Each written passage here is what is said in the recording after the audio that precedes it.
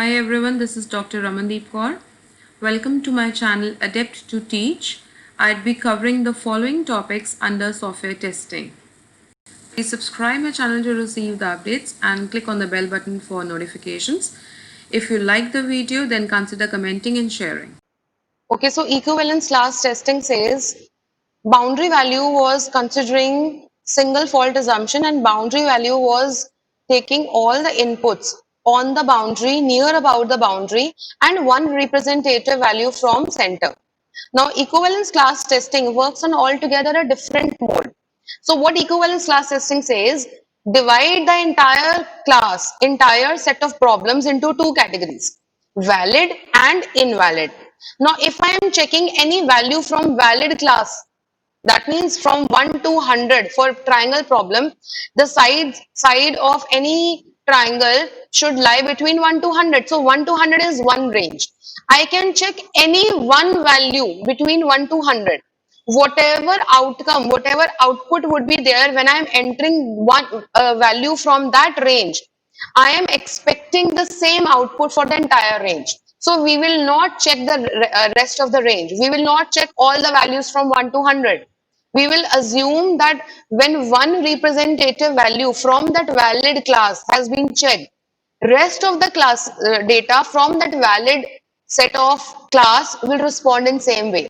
When I am entering the number 25, if I am getting a correct output when I am entering 25, then I believe that whatever number from the range of 1 to 100 I enter will give me the correct output.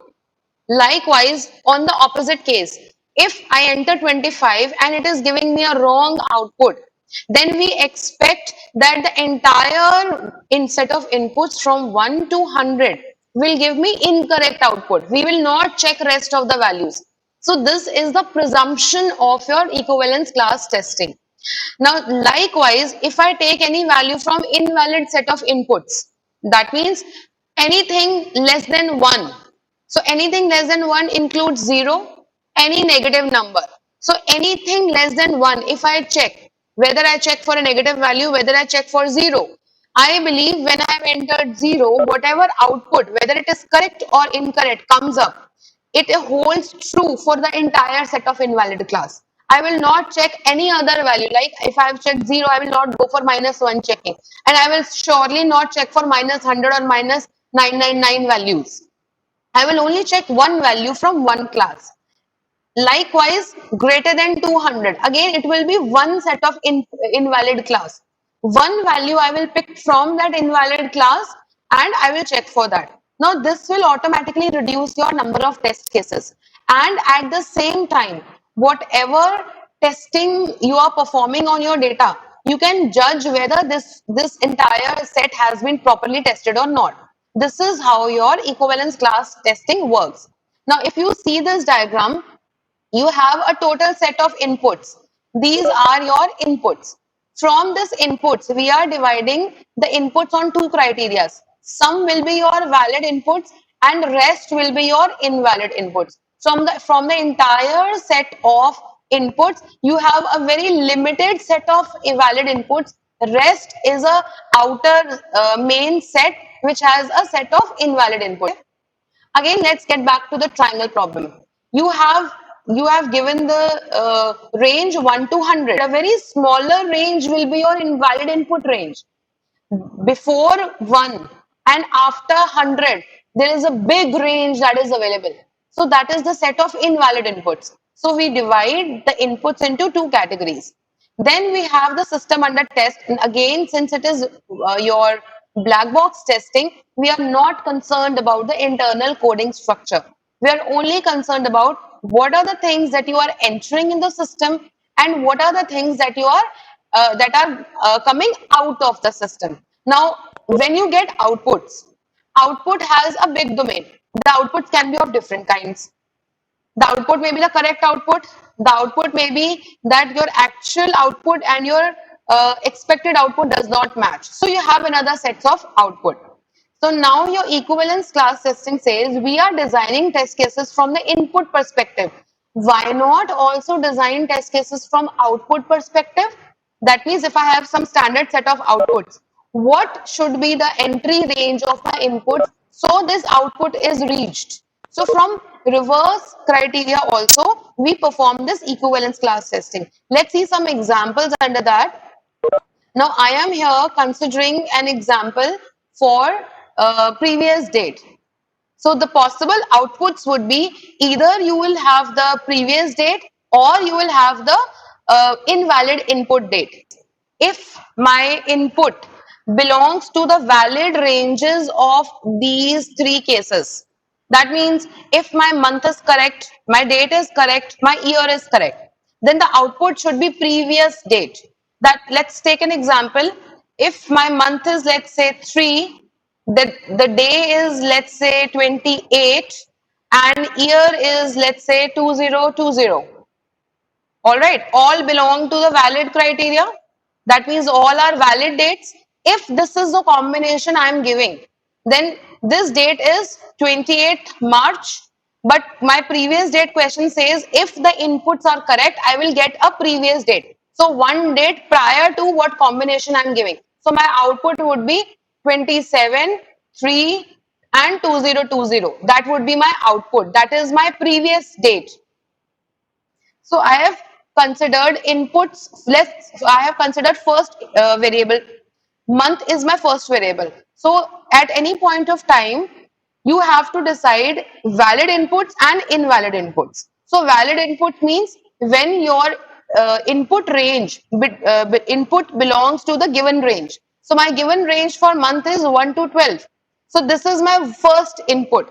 So if whatever value I am testing for this particular range, if I am testing for one value, whatever output I am getting for this one value holds true for all the values between 1 to 12 for month.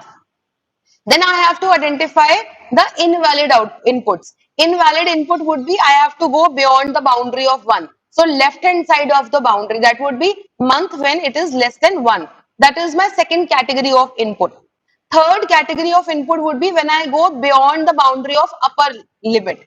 So my upper limit is 12. If I go beyond the boundary of 12, then that is my second input. So this is my valid input, this is my invalid input, and this is my invalid input. Now, when I will be making the test case, I have to ensure that I have to test for the valid input, I have to test for this category of invalid input, and I have to test for this again category for invalid input. Likewise, next variable we have is date. So this is how we have now divided how many number of inputs we have to enter. So now it has limited you to 9 inputs. But had it been your boundary value analysis, so boundary value analysis says if you are performing simple boundary analysis, you will follow the formula 4n plus 1. If you are following extended boundary value analysis, then you will follow 6n plus 1. And if you are following worst case testing, then you will follow 5 raised to the power n. Now consider this n is number of variables. Keep on putting the value of n. Now you will see how many test cases.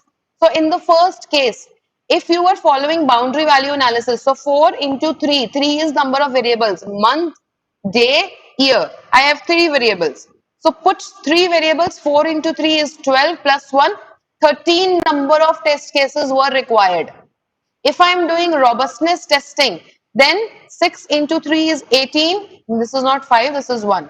6 into 3 is 18. 18 plus 1 is 19 number of test cases were required. And when it is 5 raised to the power n, that means 5 into 5 into 5, then you would have designed 125 test cases. On the contrary, you have just 9 test cases here. So this is the difference when you are doing boundary value analysis and when you are doing your equivalence class testing. Now first, let's see how I make test cases for input domain. Then I will go with the output domain.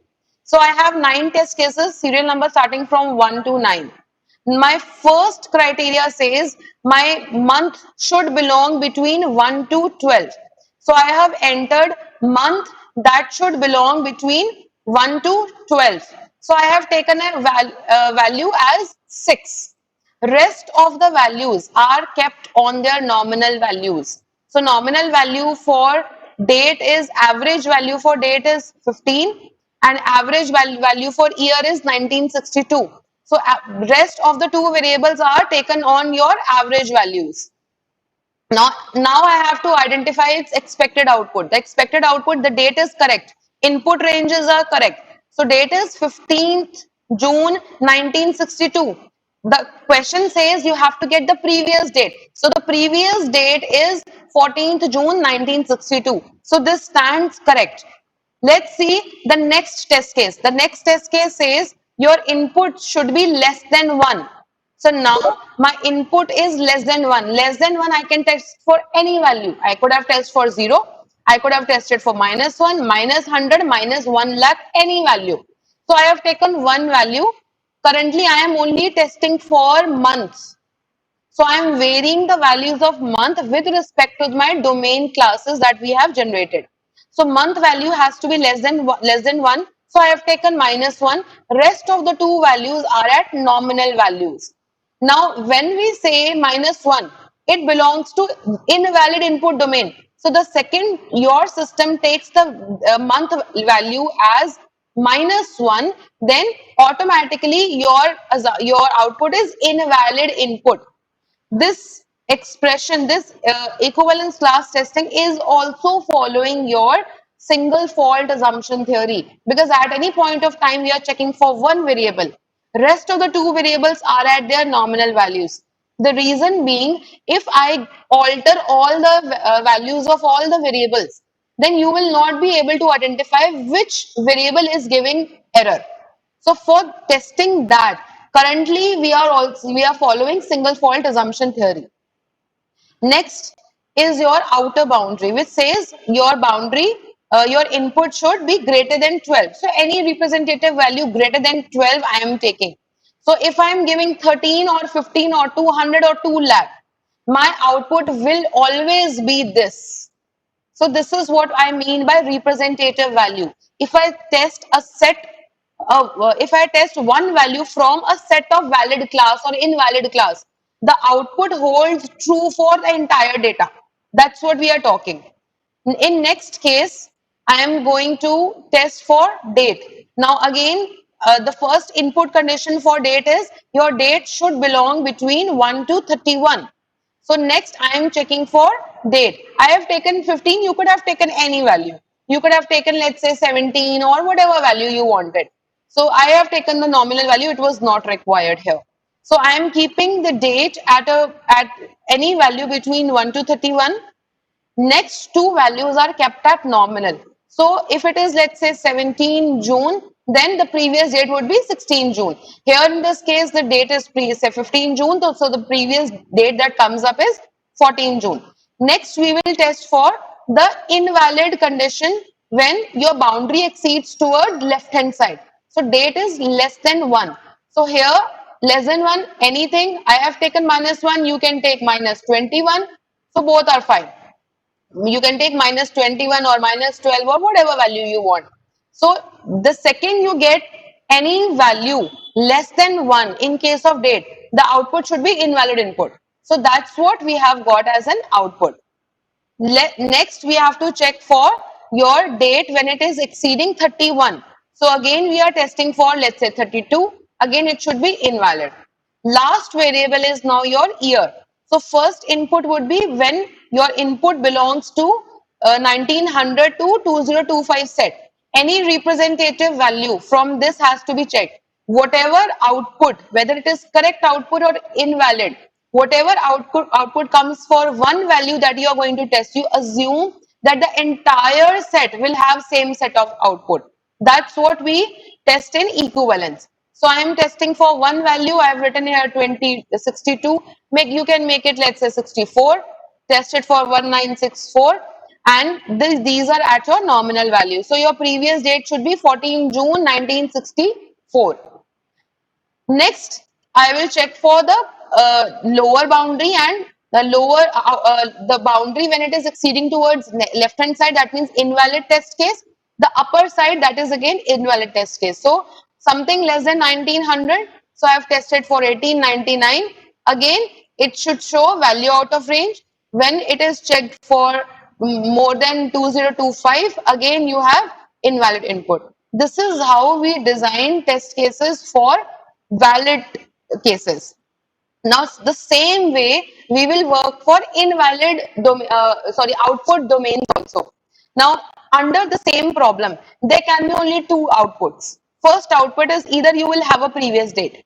Second output, you will have an invalid date. So here, first I will define the first output when I have triple variables, date, month, year, and you will get previous date as your output. Second output class is your invalid date when it takes any value or any date that is invalid. So these are my two outputs, two output domains. Now I have to put this output here first. First, I will put an output. So I have given 6, 15, 1962.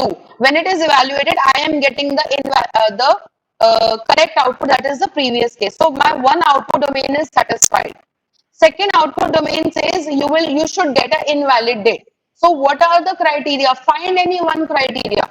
If this type of problem comes up, it should be an invalid date. Let's see how.